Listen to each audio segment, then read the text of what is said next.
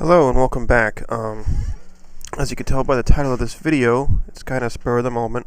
I will be showing how to use, or how I figured out how to use ICE applications in the i3 window manager.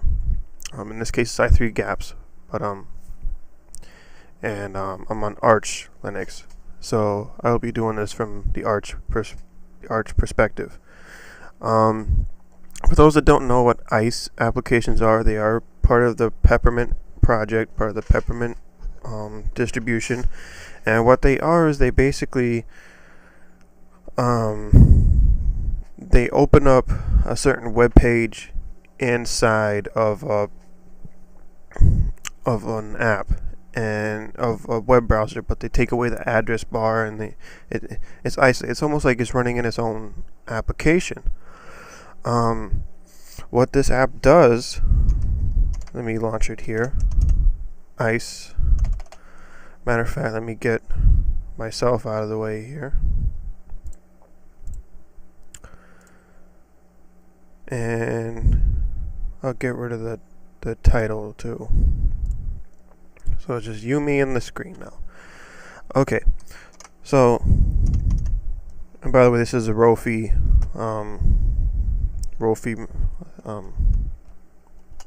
yeah.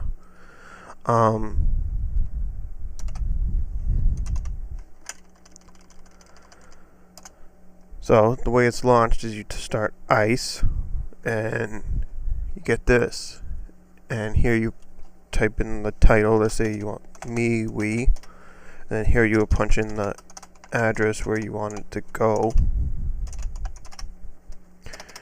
And down here you can choose which browser you want it to open up in. However, what it's going to do is it's going to put this in a menu, right? And what's the issue with this in i3? Well, where's my start menu? I don't have one here. i3 launches everything from Rofi, or if you will, from dmenu.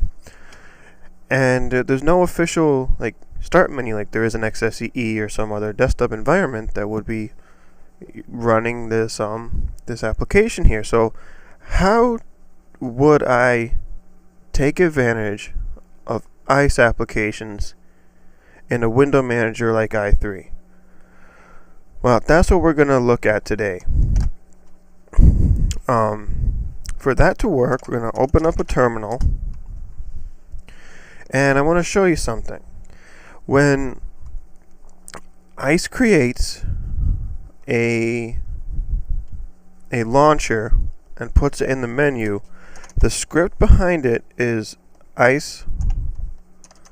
It's usually always Firefox, unless you choose a different browser, then it becomes different. And then followed by the website.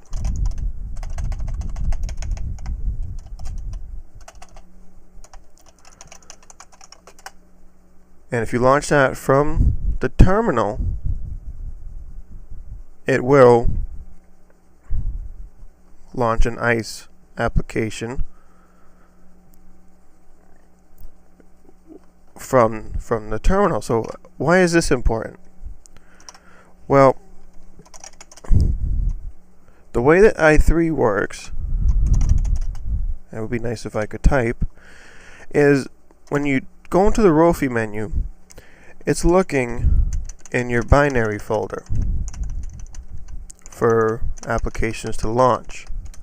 And the reason that that's important is because we're going to put an ICE application in your binary folder. Now, be careful when you do this.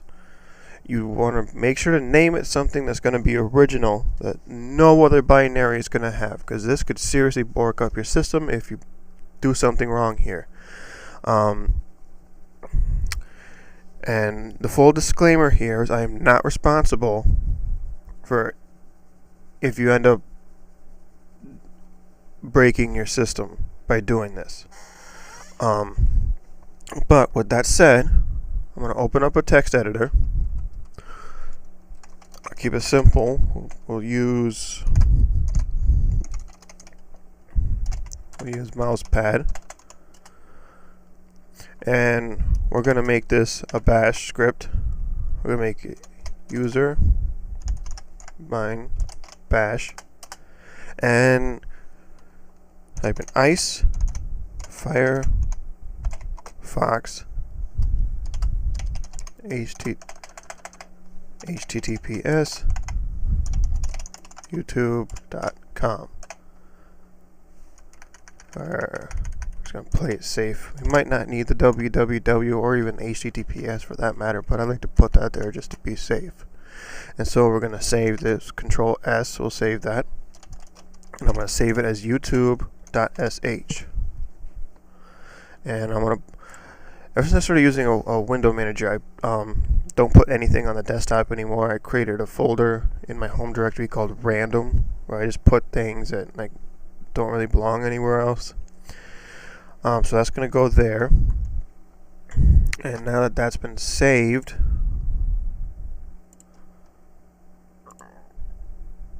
make sure I got named correctly. YouTube. Okay, so now we're going to open up the terminal again. And make sure we go into random ls. We're going to find it somewhere here. We got YouTube sh right there at the bottom. Yep. So we're going to change mod 777, make sure it's executable .sh. Now when we run, it should launch, right? See how it just did that? It launched YouTube as an ice. Well, what we're going to do now is we're going to hit sudo copy YouTube sh to user binary, and I'm just going to make it YouTube. Right, I'm going to make sure not to put the .sh when we're copying it. Right, that was just for now, so we could execute it as a bash file. So now, since it's in my binary folder, it registers as a command.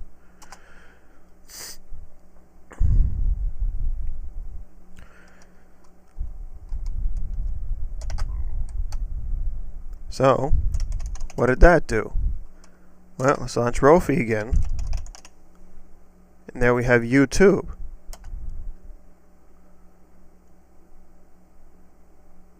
And now all of a sudden it launches.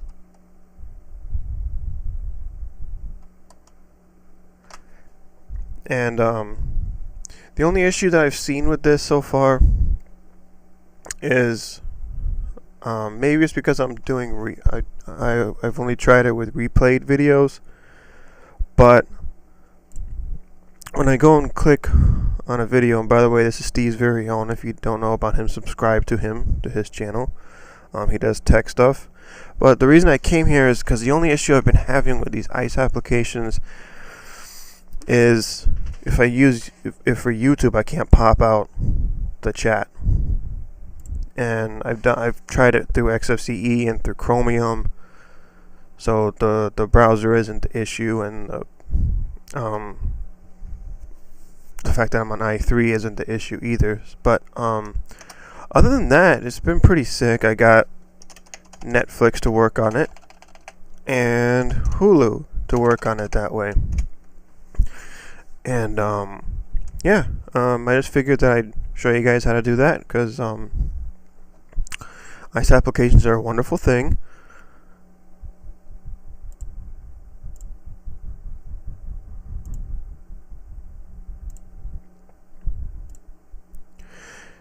Yeah, so I just figured that I'd show you how to do that, because, you know, ICE apps are really a wonderful thing. They're very convenient.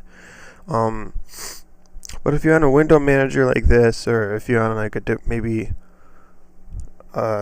something a little lighter, it might help to know how to get it to function properly in something like this. If you are on an Arch-based system, the ICE app is available in the AUR, and Here, matter of fact, I'll go in with a regular browser.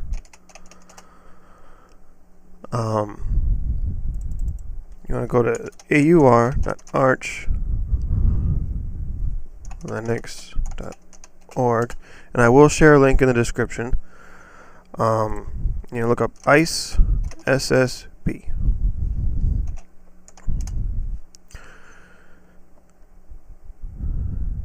Whoop, it's been flagged out of date. It was flagged out of date today. So that's how on top of things these Arch people are. Sometimes a day late, a second late, it's already flagged. Always count on the Arch people. Here, let me get myself out of the way here.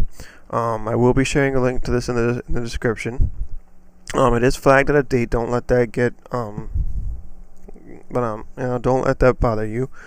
You could use any AUR helper or PAMAC if you have Manjaro or PAMAC installed on your Arch system. Look up this package here, ICE SSB, and that will give you the ability to do that. And it's a simple site-specific browser, Firefox Chromium from Peppermint OS. So this is native to the Peppermint team, but as you could tell, it is actually quite useful in other distributions as well. So, with that being said, have a great day. Make sure to like and subscribe and comment on this video if you like what you see, and let me know if this works out for you.